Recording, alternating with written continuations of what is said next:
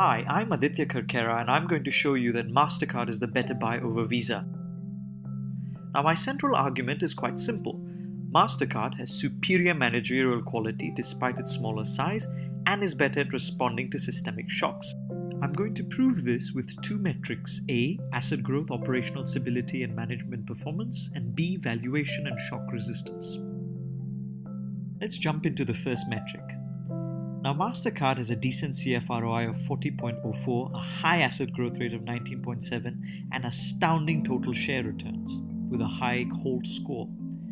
Visa, on the other hand, has a higher CFROI, moderate asset growth, and relatively poorer total shareholder return and a HOLT score lower compared to Mastercard. CFROI is not everything, however. Looking at Mastercard's asset growth shows stability, as well as a high return on asset rate of 21.7%. Visa, on the other hand, displays erratic asset growth behavior and a much lower return on assets of simply 9.0%. Bearing in mind that Visa has a far larger gross investment base than Mastercard, we can conclude that Mastercard's management achieves more with less. Examples of this include Mastercard's consistent asset turns, with the 2016 asset turn of 0.95 compared with Visa's asset turn drop-off in 2008, which never recovered. Another example is the impressive rebound between 2015 and 2016 in sales for Mastercard. Mastercard therefore has a superior management and a cautious, stable growth strategy.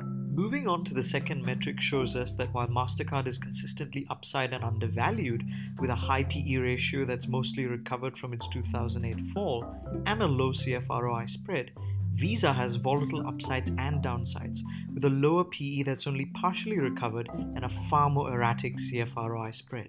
Although Visa has higher levels of excess cash, Mastercard has a better interest coverage ratio and better HOLT leverage, indicating better use of that excess cash by management. Let us now consider a scenario of disruption in the industry. With a 30% reduction in T+10 CFROI for Visa alongside sluggish management that does not buy back stocks in time, we find a 9% downside. On the other hand, with a similar fall for Mastercard as well as diligent management that buys back stocks in time, we find a 67% upside in the same scenario. Mastercard is hence the better bet for its superior management, stability, and shock resistance. Thank you for your consideration.